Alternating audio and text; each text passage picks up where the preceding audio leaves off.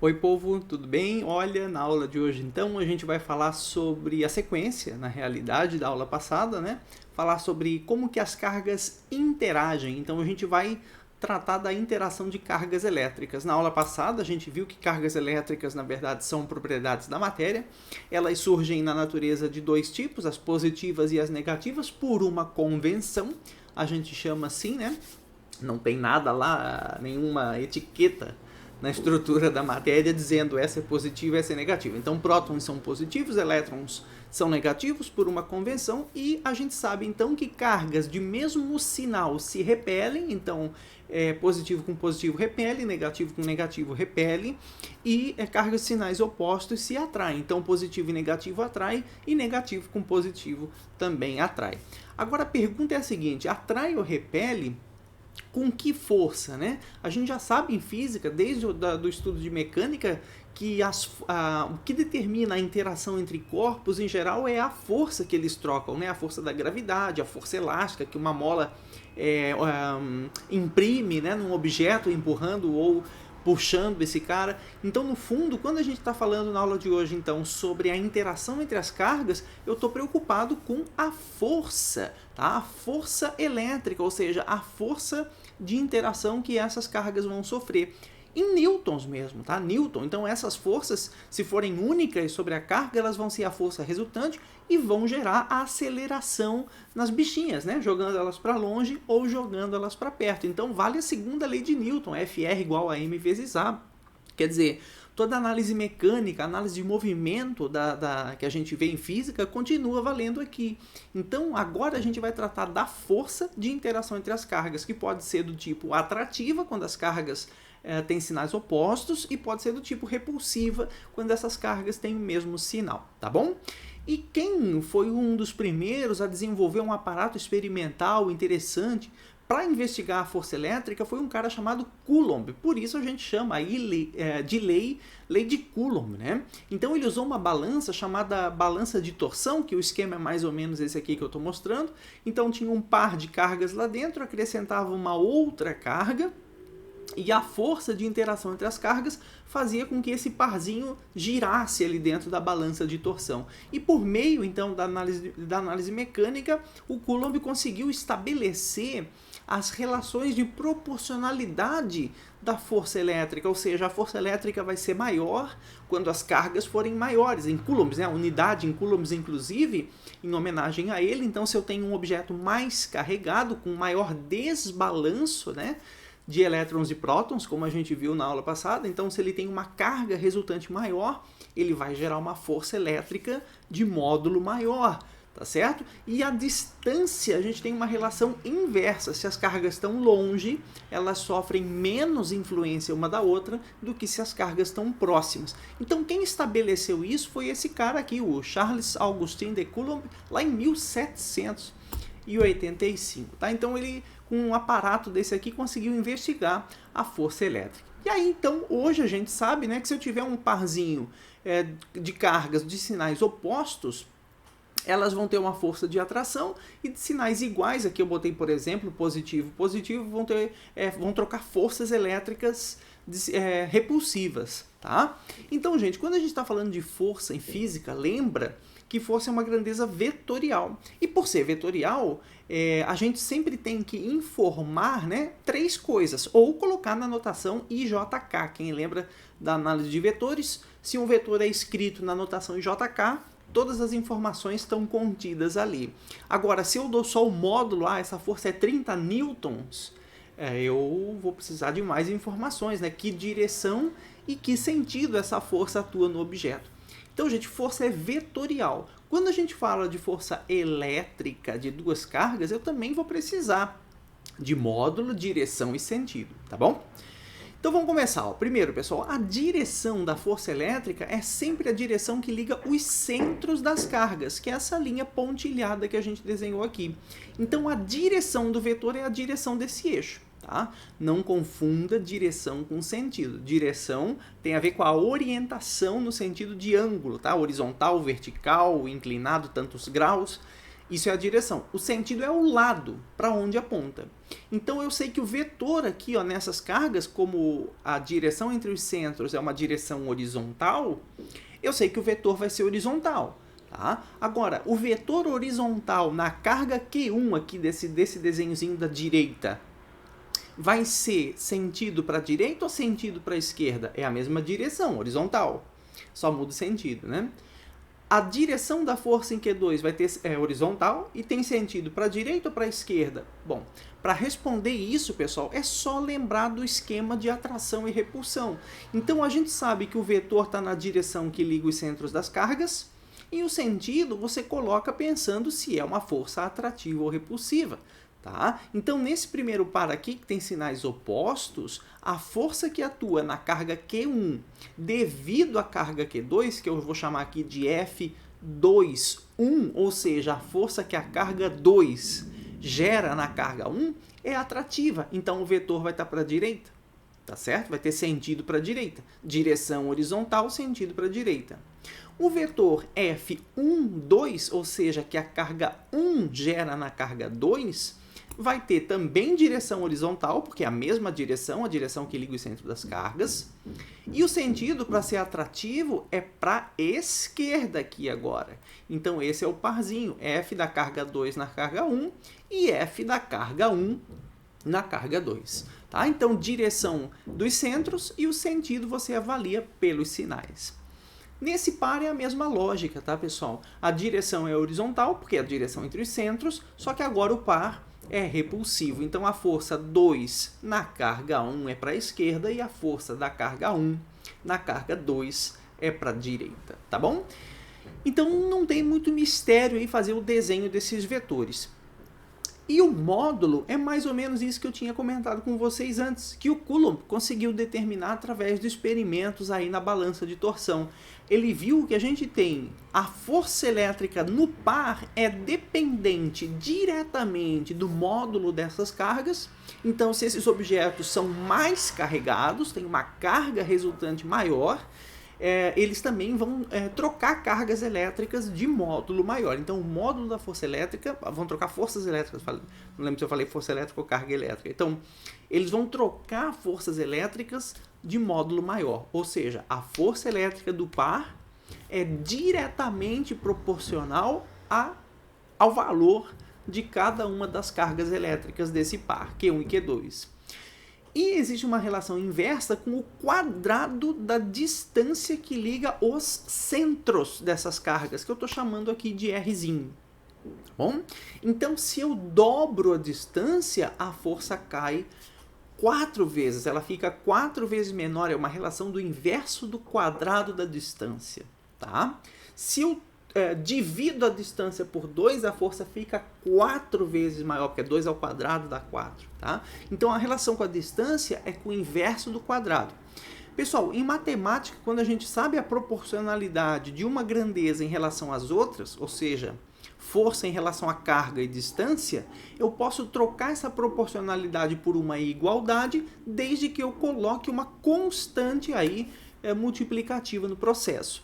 Então, essa é justamente a fórmula que a gente chama hoje de lei de Coulomb, ou seja, o módulo da força elétrica do par é diretamente proporcional ao produto das cargas, né, e inversamente proporcional ao quadrado da distância entre os centros dessas cargas. Tá? Então, essa é a lei de Coulomb que me permite calcular então a força elétrica, né, o valor da força em Newton, para o par de cargas. Então, lembra que Q são as cargas, não pode estar em milicoulomb, microcoulomb, nanocoulomb, não pode nada disso, tá? As cargas têm que estar em coulombs, que é a unidade do SI, e o R, que é a distância entre os centros, tem que estar em metros, tá beleza? Bom, gente, vale destacar também que essas forças aqui formam o par, né? Ação e reação. Então, elas têm sempre módulos iguais, mesmas direções e sentidos opostos, que é exatamente o que está acontecendo aqui. Módulos iguais, mesmas direções e sentidos opostos. E olha a observação aqui embaixo, mesmo se as cargas não são iguais, tá, pessoal? Ou seja, se essa aqui é uma carga gigantesca de 20.000 coulombs e aqui tem um elétron que tem carga 10 a menos 19 coulombs, a força que um faz no outro e o outro faz no um tem exatamente o mesmo módulo, tá? As forças não são iguais porque têm sentidos opostos. Quando eu falo força, eu estou me referindo ao vetor força, tá? Mas os módulos dessas forças são iguais. Então, se uma carga é muito maior que a outra, não me interessa. A força que o par vai trocar tem o mesmo módulo, tá bom? Isso vale sempre. Então, essas forças são forças de ação e reação. O módulo de uma é igual ao módulo da outra. E para calcular o módulo do par, é só usar a formulazinha aí da lei de Coulomb, tá bom? Então, gente, se eu já sei quem é F, quem é Q1, Q2 e quem é R, a próxima pergunta é o que é esse K aqui? Que constante é essa que eu coloquei multiplicando? Bom, gente, tem mais uma variável no sistema, que é o ambiente no entorno das cargas. Então, esse K, ele leva em consideração, o valor dele é individual para cada meio do entorno dessas cargas. Então, se as cargas estão no vácuo, o K é o K respectivo do vácuo. Se eu coloco dentro da água, vai ser o K da água. Se eu boto no óleo, se eu boto no azeite, no álcool e assim por diante. Então, esse K, tá, ele se chama rigidez dielétrica do meio, então é uma forma de levar em consideração o ambiente no entorno dessas cargas. Tá? Curioso chamar a atenção, né, que o K do vácuo, tá, é interessante saber isso, o K do vácuo é o maior K possível. O K da água, o K do óleo é abaixo, é menor que o K do vácuo. E no ar, a gente pode aproximar o K do ar como sendo o K do vácuo. Tá bom, gente? Eu já vou mostrar o valor dele ali para vocês. E sempre que uma questão não fornecer o K, se ela não falar nada sobre o K e nem pedir o K, porque às vezes ela pede para você calcular o K, né?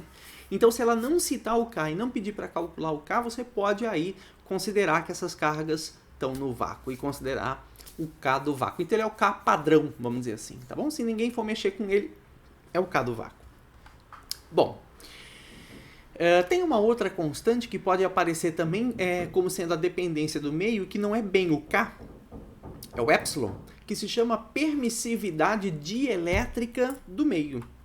E essas constantes estão relacionadas. Então, pessoal, se você sabe o K, você sabe o epsilon. Se você sabe o epsilon, você sabe o K, para cada um dos meios, tá, gente? Água, óleo, vácuo, etc. Então, veja que o K e o epsilon são relacionados aí por meio de constantes, tá? 1 é constante, o 4 é constante, o π é constante. Então, sabendo o K, a gente sabe o epsilon e vice-versa, tá? Então, como o K é 1 sobre 4πε, essa fórmula da lei de Coulomb ela também pode aparecer dessa outra maneira que está aqui embaixo. Então, o módulo de F igual a 1 sobre 4πε vezes o produto das cargas e o inverso do quadrado da distância. Tá bom? E os valores estão aqui. Então, gente, para o vácuo, que são os nossos valores padrões, sempre que a questão não fala nada, você pode considerar o K0, 9 vezes 10 na 9, em unidades do SI, tá? Por isso que tem que estar todo mundo no SI aí, pessoal. E o ε0, que é a permissividade dielétrica do vácuo, 8,85 vezes 10 a menos 12, também em unidades do SI, tá bom? E aí, então, aqui vale um exemplo, tá? É um exemplo rápido para a gente brincar, só explorando a proporcionalidade da lei de Coulomb, lembrar que ela é diretamente proporcional às cargas, inversamente proporcional ao quadrado da distância. Então, se eu digo, dobro uma carga, no mesmo par, eu dobro uma carga, o que acontece com a força no par? Dobra de valor. Quadruplica uma carga, quadruplica o valor da força, tá? Porque é diretamente proporcional. O que acontecer com as cargas, acontece com a força. Reduz a carga pela metade, reduz a força pela metade, o módulo dela. E com a distância é o inverso do quadrado, então cuida. Se eu tenho o dobro da distância, a força diminui, porque é inverso. Tá? Se eu aumento a distância, a força diminui. Agora, se eu dobro a distância, a força diminui 2 vezes? Não, 2 ao quadrado, porque é o inverso do quadrado. Então, ela fica 4 vezes menor, tá bom? Agora, se eu reduzo a distância a 1/3, então divido a distância por 3. Dividir a distância por 3, a força aumenta. Quantas vezes? 3? Não, 3 ao quadrado, que é o inverso do quadrado da distância. Então a força fica 9 vezes maior. Tá? Se eu reduzo a distância é 1/3, a força fica 9 vezes maior. Isso seria fácil de a gente pensar se for uma relação direta. Dobra a carga, dobra a distância. O que eu quero deixar como exemplo é se acontecer várias coisas ao mesmo tempo, se você se complicar, tá? Então, olha só, dobra uma carga, quadruplica a distância. Vai com calma. Pega a fórmula e joga essa condição ali, tá? Então, K1, Q2, R², dobra uma das cargas, então você bota aqui, ó, 2 vezes Q1, por exemplo, e quadruplica a distância. Então, ao invés de R², você vai ter 4R, tudo isso, tá, pessoal? Ao quadrado, quadrupliquei a distância. Aí você nunca se confunde, se você fizer a continha, nunca vai dar zebra, tá bom? Agora é só mexer com os números, ó. 4² é 16, então isso aqui ficou 2 em cima, 16 embaixo e restituiu a mesma fórmula que eu tinha antes. 2 sobre 16 eu posso simplificar, dá 1/8, e aí esse fator aqui é o fator do que acontece com a força, tá? A força vai ficar 8 vezes menor, ou ela se divide aí em 8 partes, e uma dessas partes aí vai ser o valor da força efetivamente. Então ela divide a força por 8, tá bom? Mais um exemplo, só para vocês praticarem, ó. Triplica uma carga e reduz a distância à metade. Vai lá, vai com calma, e vai uma de cada vez, tá? Então, ó, triplica uma carga, agora divide a distância pela metade, R sobre 2².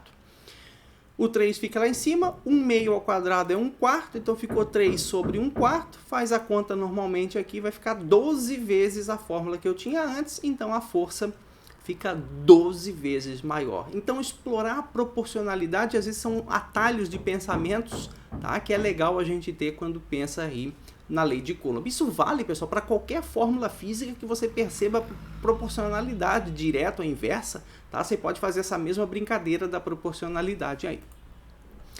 Bom, ainda a gente pode ter uma questão que envolva calcular a força de interação, por exemplo, entre uma carga pontual, uma carga bem pequenininha, um objeto pequeno, interagindo com uma casca esférica carregada. Então, um objeto macroscópico, um objeto grandão, não que a carga pontual tenha que ser microscópica, tá? Mas em geral um objeto pequeno comparado aí a uma casca esférica que é um objeto grande.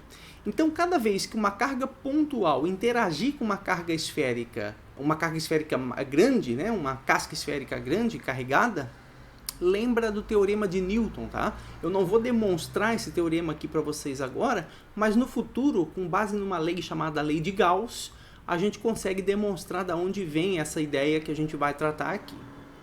Então, pessoal, cada vez que uma carga pontual interagir com uma casca esférica, lembra do teorema de Newton. Funciona assim, ó. Se a minha carguinha pontual estiver fora da casca esférica carregada, então ela está aqui a uma distância 3x da superfície, tá? E eu tenho o raio da bola, que é x, da bola carregada. Qual é a força entre Qzão e Qzinho? Poderia perguntar isso. Tá? E aí, como é que faz? Então, gente, cada vez que eu tiver uma casca esférica e tiver que interagir com um objeto lá fora, ela se comporta como uma carga pontual localizada no centro. Guarde isso. Então, você pode simplificar toda essa bolota grande aqui, Qzão, por uma carguinha pontual colocada aqui no centro. E aí usar a lei de Coulomb normalmente, K1, Q2, R². Tá, gente? Só que daí o Q1 é o Qzão, Q2 é o Qzinho aqui nesse caso, e a distância, gente, distância daí entre os centros, tá? Distância entre os centros. Então essa distância ali vai ser 4x, 3x aqui fora, mais esse x aqui dentro, Qzão, Qzinho, olha aí, ó, módulo, tá? Só me interessa o módulo aí para calcular o módulo da força, não precisa levar em conta o sinal.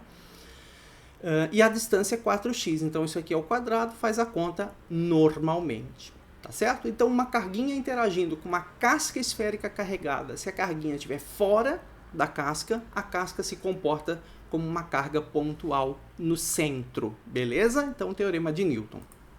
E, pessoal, se a minha carguinha estiver dentro da casca carregada, então tem uma casca carregada e boto uma carguinha lá dentro, aí a questão pergunta, qual a força de interação entre as cargas? Pessoal, sem pestanejar, é 0, tá? Então, uma carguinha colocada dentro de uma casca esférica carregada não sofre força da casca e vice-versa, porque é ação e reação, tá? Então, esse par de cargas não sofre força elétrica vale zero. Dá para demonstrar isso matematicamente, mas não é o caso do que a gente vai fazer aqui. Então, pessoal, casca esférica interagindo com carga lá fora, pega a casca, joga para o centro, vira uma carguinha pontual. Casca esférica interagindo com uma carguinha dentro dela, a força elétrica é nula. Tá bom? E uma outra questão que a gente tem que trazer aqui é o famoso princípio da superposição, ou seja, o efeito resultante se você tiver múltiplas cargas. Então, se você tiver um sistema A, B e C, aqui ficou as forças aqui, os nomes delas já estão colocados, eles não deveriam estar aparecendo aqui agora, tá? Mas então eu tenho 3 pares, tá, de cargas, e aí eu quero saber a força resultante nesses pares. Então, gente, o que tem que fazer? Analisar cada par separadamente. Então, você pega, por exemplo, o par AB, ó. Aqui eu vou ter a força de B em A, como as duas são positivas, é repulsão. Então, esse é o vetor FAB, esse é o vetor FBA, da carga B na carga A. Repulsivo, tá? E a direção que liga os centros, que nem a gente acabou de ver. Agora pega o BC, não peguei o AC, tá? Então o AC é a mesma coisa, só que agora é atração. Então aqui eu vou ter a força F da carga C na carga A, e aqui eu vou ter a força F da carga A na carga C. O módulo é igual, tá? E calcula pela formulazinha lá, K, Q1, Q2, R ao quadrado. E agora o par BC também vai ser atrativo, porque os sinais são opostos, né? Então aqui eu vou ter a F da carga C na carga B, e aqui o F da carga B na carga C. Bom, e agora, né? Eu tenho 2 forças em cada carga. Como é que eu sei a força elétrica que cada carga vai sofrer? Aí, gente, é soma de vetores. Então, se eu sei esses 2 vetores aqui, você vai aplicar alguma técnica de soma de vetores, que é lá da física da mecânica. Você vai ter que dar um jeito de lembrar aquilo lá. Tá? Então, método do polígono, método do paralelogramo, método das componentes, que é achar componente X, componente Y, e aí somar componente a componente. Então, é soma de vetores, tá? Não tem nenhuma grande novidade aqui. Então, a força resultante é a soma vetorial de todas as forças que atuam em cada uma dessas cargas. Então, aqui seria a soma dessas duas, e aqui seria a soma dessas duas. Tá, gente? Então, lembra que soma vetorial não é soma de números.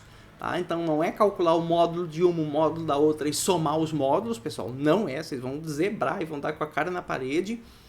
Tá? Vocês têm que pegar os módulos e levar em conta a direção e sentido aqui para fazer a soma dos vetores. Dá uma relembrada lá em Física 1. Só para lembrar vocês, nesse caso aqui, um exemplo clássico que dá para fazer a soma de vetores é usar o método do paralelogramo, né? Que é ir na pontinha, ó, de um dos vetores aqui, fazer uma reta paralela ao outro, vai na ponta do outro, faz uma reta paralela ao primeiro, e aí o vetor resultante estaria aqui, né? Ele tem a mesma origem dos vetores e termina aqui onde cruza, tá? As duas paralelas. Então essa é a força resultante na carguinha A. E aí você pode fazer a mesma lógica aqui na carguinha B, paralelo, paralelo, liga o vetor, e paralelo, paralelo, liga o vetor. Então esses são os vetores resultantes aí em cada carga, tá certo? Então, pessoal, método do polígono, método do paralelogramo, método das componentes. E aí, então, entendido, né? Fechei a parte de força, já sei calcular, já sei determinar a força num par de cargas. Agora eu vou partir para a segunda grandeza que eu posso calcular cada vez que eu tenho um par de cargas elétricas, que é a chamada energia potencial elétrica do meu sistema. Pessoal, funciona assim, ó, toda força conservativa, se você lembrar das discussões de mecânica, talvez você tenha ouvido falar lá, que toda força conservativa tem uma energia potencial associada. E as forças conservativas mais clássicas são as forças gravitacionais, a força elástica e a força elétrica, que foi essa que a gente acabou de ver. Então existe uma energia associada à força gravitacional, que é a energia potencial gravitacional. Existe uma energia potencial associada à força elástica, que é a energia potencial elástica, e a gente está bastante acostumado a pensar isso em mecânica, né? Então, se eu pego, por exemplo, ó, uma fruta aqui caindo da árvore, vamos lá, gente. À medida que essa fruta cai, ela ganha energia cinética. Tudo bem, mas a energia se conserva. Então, se a fruta está ganhando energia cinética, é porque tem alguma outra forma de energia que está sendo transformada em energia cinética. Então, se você lembrar das aulas de mecânica, você vê que um objeto que cai e ganha energia cinética, ganha velocidade, ele está perdendo energia potencial gravitacional. Tá? E se eu jogo um objeto para cima e ele vai freando, ele perde energia cinética e vai convertendo isso, né, na subida em energia potencial gravitacional. Tá bom? Então, existe energia potencial aqui. A mola é a mesma coisa, energia potencial elástica, né? Comprimo a mola e solto. Quando eu solto, ela ganha velocidade, né? Ganhou velocidade, se eu tiver uma bolinha ali, a bolinha sai com velocidade. A energia cinética da bolinha veio de onde? Da energia potencial elástica que eu armazenei na mola quando eu comprimi essa mola. Esticar a mola é a mesma coisa, se eu soltar ela volta, né? Então também tem energia potencial elástica associada aí.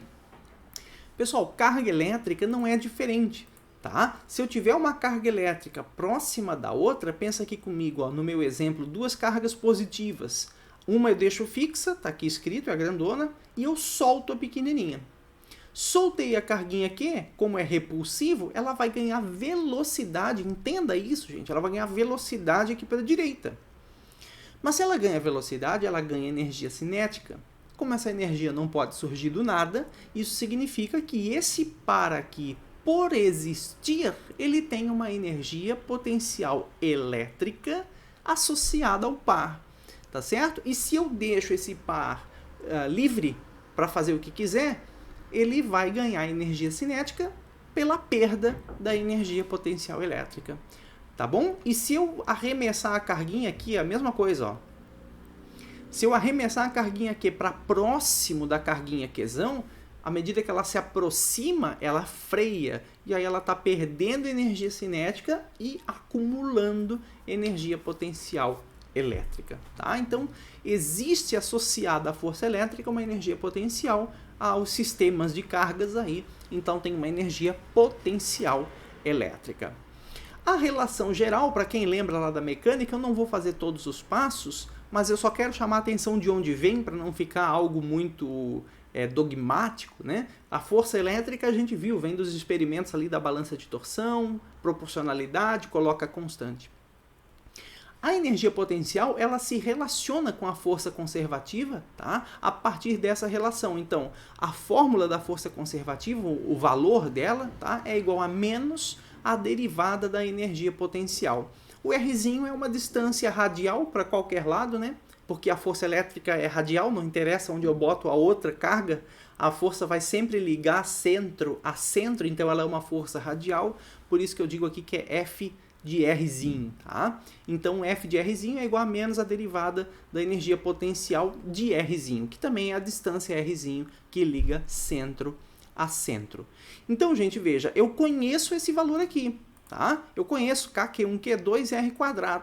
Eu conheço esse valor. Então, eu posso colocar a fórmula aqui. Eu vou ter que integrar para achar, então, a energia potencial, tá? Se você quiser, você pausa o vídeo aí e vê passo a passo. Não me interessa analisar em detalhes aqui. Só me interessa chegar aqui no final e mostrar que a energia potencial, então, vindo dessa estrutura matemática, a energia potencial para um sistema de cargas, ela é K1, Q2 dividido por R, não é R², tá? R elevado a 1, simplesmente R. Só que tem que tomar cuidado, porque agora os sinais das cargas, deixa eu ver meu mouse aqui, ó. Os sinais das cargas importam, tá, gente? Aqui não é mais módulo. Aqui vai o sinal. Então não confunda, tá, gente? Lá na força a gente fez uma discussão em módulo, então eram os módulos das cargas. Aqui eu não estou mais fazendo uma discussão em módulo, tá? A fórmula da energia potencial entra o sinal das cargas. Então, se entra o sinal das cargas, entra o sinal na energia potencial aqui também. Então, o Q são as cargas em coulombs, o 1 sobre 4πε, se você precisar. E o EPE é a energia que vai dar em joules, não em Newton, tá? Em Newton é a força e a energia do par você vai calcular em joules. Pessoal, repito, leva-se em conta os sinais, tá? Então a energia potencial também vai ter sinal. Isso significa que a energia potencial de um par pode ser negativa, por exemplo. Aí você vai se descabelar, puxa vida, professor, como assim uma energia potencial negativa? Bom, faça a conta aqui rapidinho, ó. Se eu boto uma carga positiva com uma carga negativa, mais vezes menos, já vai dar menos. E o que uma carga positiva faz com uma negativa? Atrai. Então a gente diz que as energias potenciais negativas correspondem aos sistemas que são ligados, entre aspas, né? Por que ligados? Porque são sistemas atrativos, tá? Então a energia potencial desse sistema é negativa. Ou seja, é como se eu tivesse que, para separar, né? Eu estou devendo energia, por isso menos. Então eu teria que pagar energia para separar esses objetos. Então a energia potencial negativa guarda a relação com os sistemas que são atrativos, que são sistemas ligados. Se eu botar duas cargas negativas, por exemplo, ó, menos vezes menos, vai dar mais. Menos com menos, repele, né? Então é um sistema não ligado. Essas cargas tendem a ir embora para longe uma da outra. Tá bom? E pessoal, da mesma forma que na mecânica, né? Se eu deixo um objeto solto e ele cai, diminuindo a energia potencial gravitacional, ou seja, sempre que eu deixo um sistema fazer o que ele quer na vida, a natureza tende a diminuir a energia potencial. No caso elétrico é a mesma coisa, tá? Se eu deixar a natureza fazer o que ela quiser, um sistema de duas cargas livres, tá bom? Esse movimento de cargas, guarde isso, sempre vai acontecer de modo a diminuir a energia potencial do sistema. Tá? Não interessa se é um par atrativo ou um par repulsivo, vai sempre tender a diminuir a energia potencial do sistema. Vou mostrar para vocês, olha só. Pega um parzinho aqui, negativo com negativo.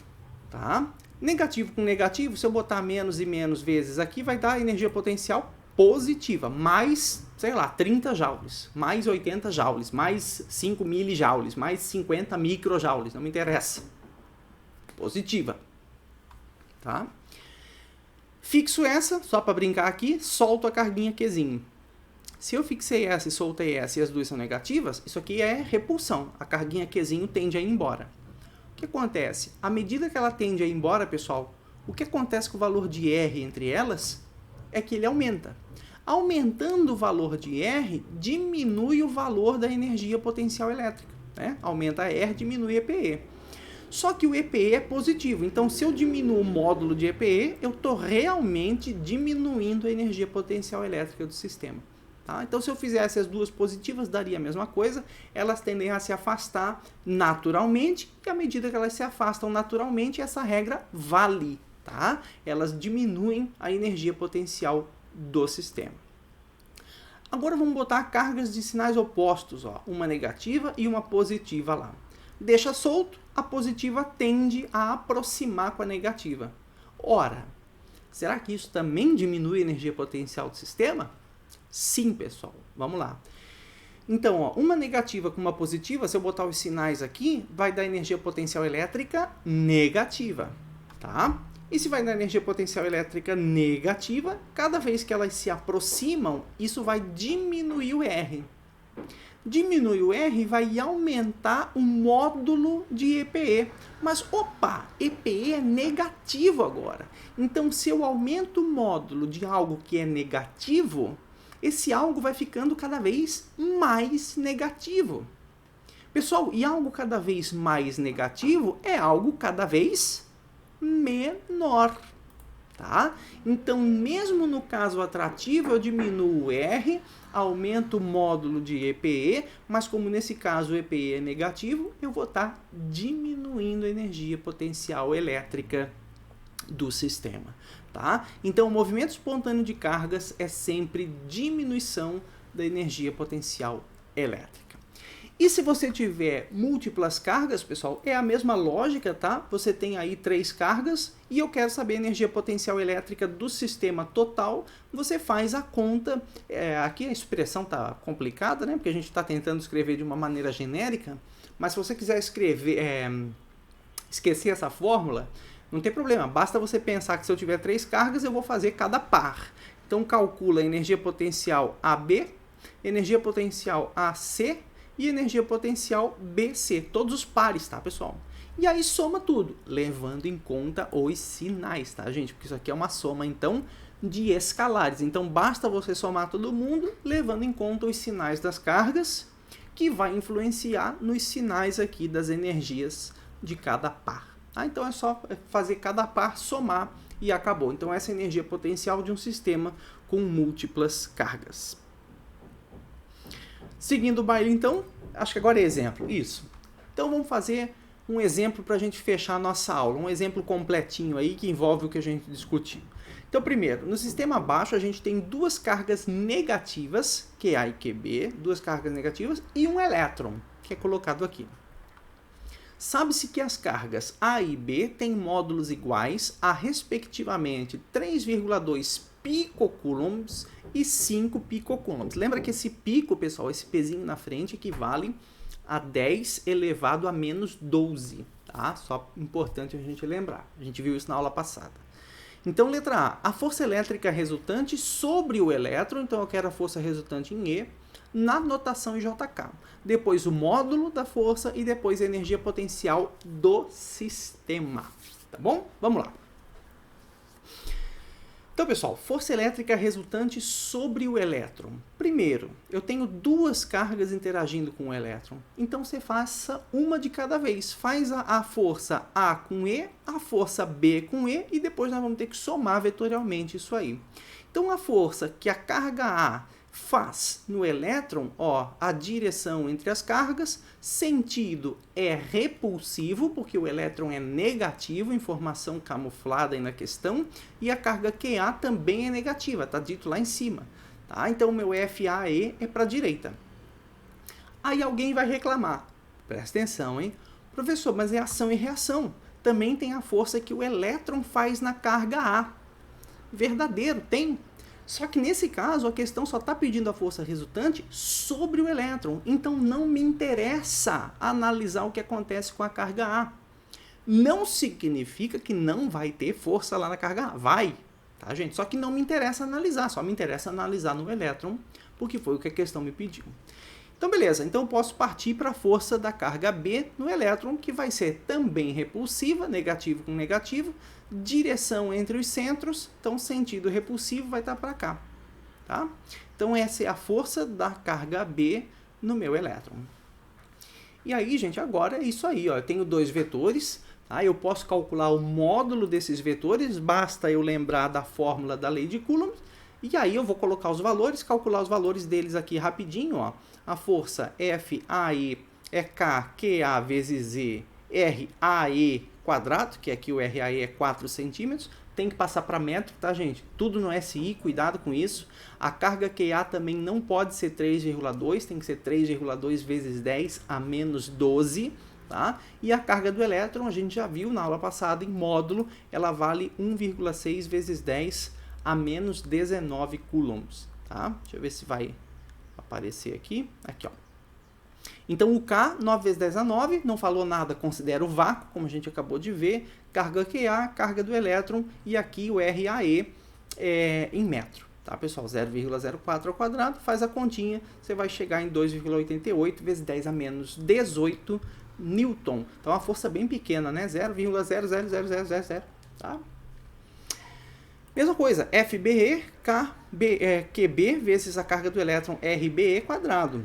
Só que aqui tem uma zebra, né? O RBE é esse cara aqui, ó. É essa distância aqui.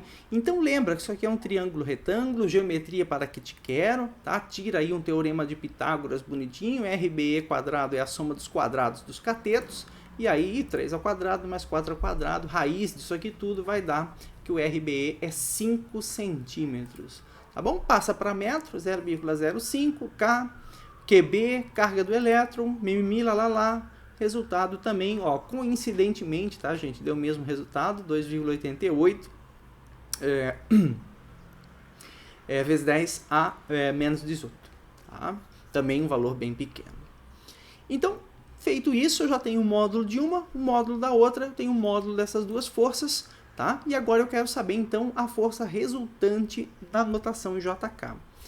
Gente, o que eu vou fazer? Aí aqui agora vira uma loucura. Você pode fazer do jeito que você quiser, mas basicamente, para você achar a força resultante na notação IJK, eu preciso ter essas duas forças aqui na notação IJK, ou seja, saber quem é a componente x, quem é a componente y delas, para fazer componente x vezes i, mais a componente y vezes j, e depois somar componente a componente.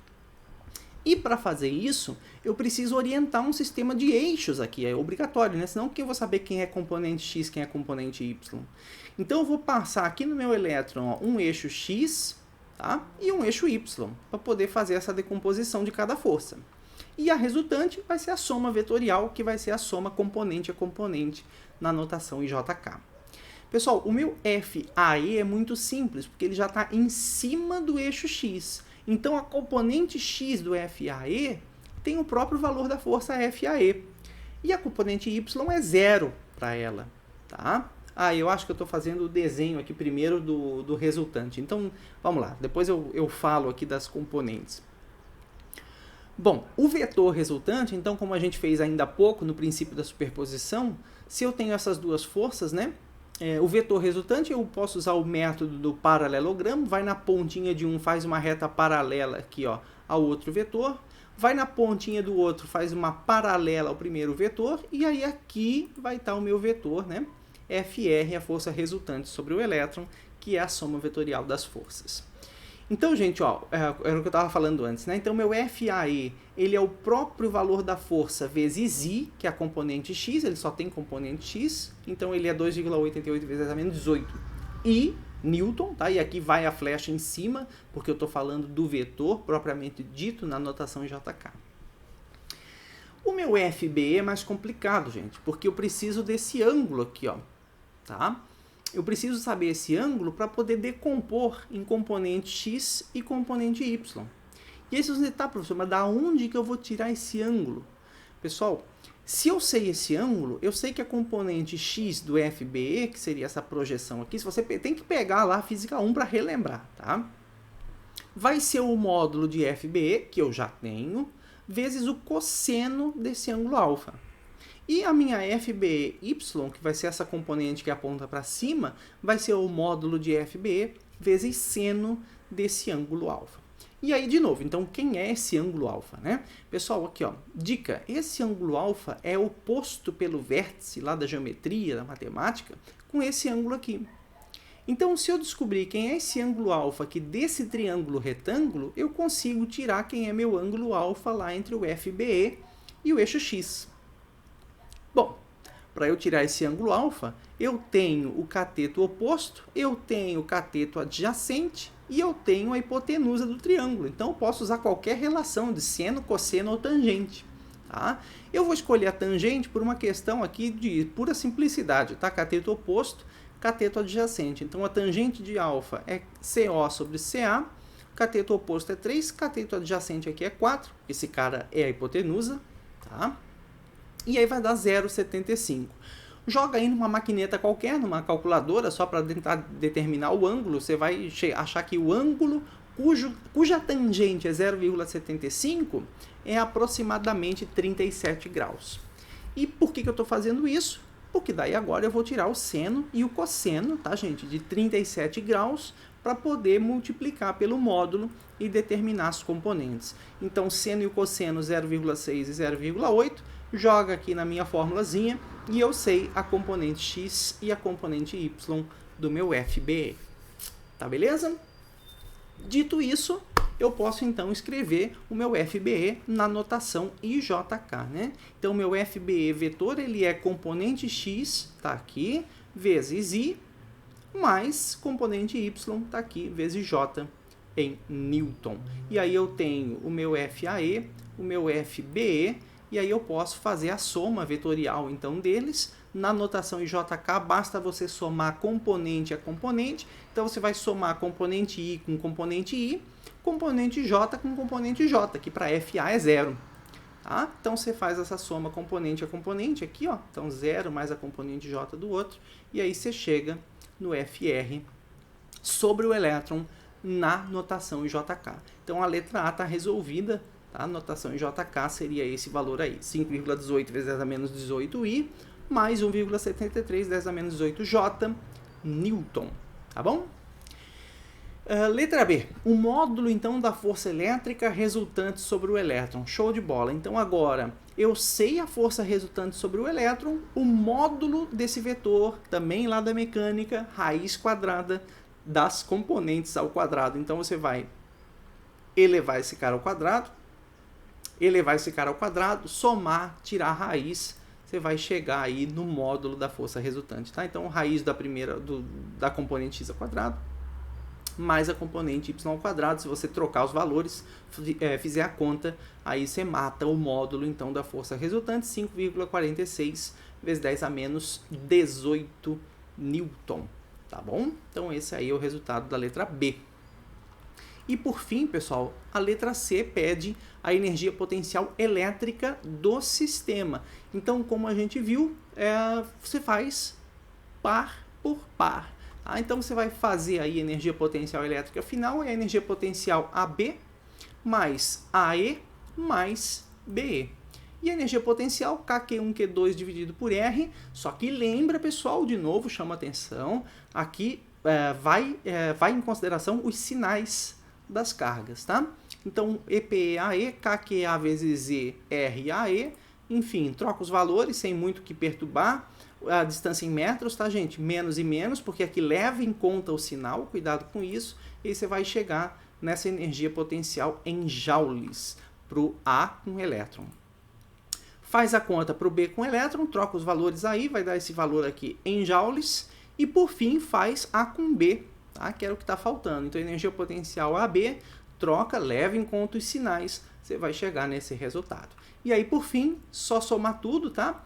E aí a gente vai ver, então, que basicamente aqui é 10 a menos 19 joule, menos 19 joule, 10 a menos 12 joule. 10 a menos 19 é muito menor que 10 a menos 12. Então, para o sistema inteiro, basicamente a energia potencial é aproximadamente igual só o que a gente tinha para o A com B, né? Porque na hora que eu somo 10 a menos 12 com 10 a menos 19, 10 a menos 19 é praticamente zero aí, perto de 10 a menos 12.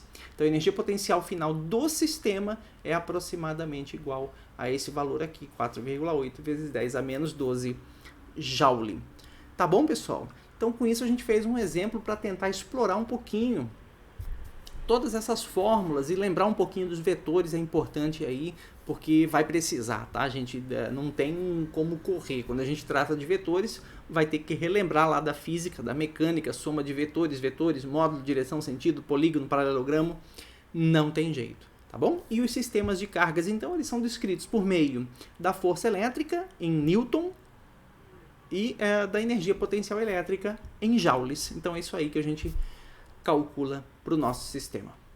Tá beleza? Então, gente, nos vemos aí no próximo vídeo, na próxima aula. Até lá!